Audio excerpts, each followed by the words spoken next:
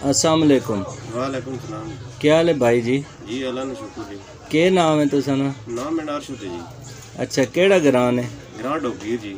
अच्छा, तुसा ने जानवर केड़ी बीमारी हुई, केड़ा जानवर है?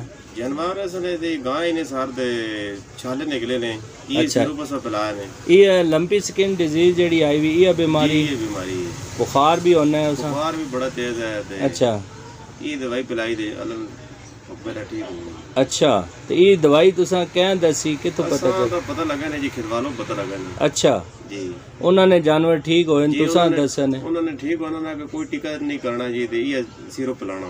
अच्छा, 2 टाइम पिलाने रहे थे, एक जानवर से भी बीमार हुआ तो अल्लाह ने मेरा ठीक हो गया। ये कितने दिन पिलाई ने तो ठीक हो गया? तकरीबन जेडे डंगू ठीक है उन्हें भी पिलाने रहे थे, जेडे गांव बीमार है उसा भी 7-8 दिन पिलाई। अच्छा, बस ठीक ठाक, कोई टीका नहीं लाया ने? भाईजान ये जेडे लोगों ने काफ़ी जानवर नुकसान होने पैन, जानवर काफ़ी ज़ाया होने पैन ते बहु डंगर मरने पैन, ते ये तुसी उन्हां किसान भाइयां की मशवरा दे सो? मेरा जी सीधा ये मशवरा जिस बंदे से को पूछा, मैंने को जिस पूछा तकरीबन काफी लोग है 20-25 बंदा, मैं तो ये दसा ये मशवरा देता ते भाई को सिरोप तुसी ले के आओ। अच्छा, ते उन्होंने मतलब अगो बात के रिस्पांस मिला? रिजल्ट देनी भेजी थी उन्होंने भी जानवर ठीक हो गए जिन्ना जिन्ना तुसा कोल जी, पूछा? ठीक होने भाई। चलो जी, अल्लाह पाक करम करे, सारे ने परेशानियां दूर करे जी। आमीन जी। ते बड़ी मेहरबानी जी, बहुत शुक्रिया।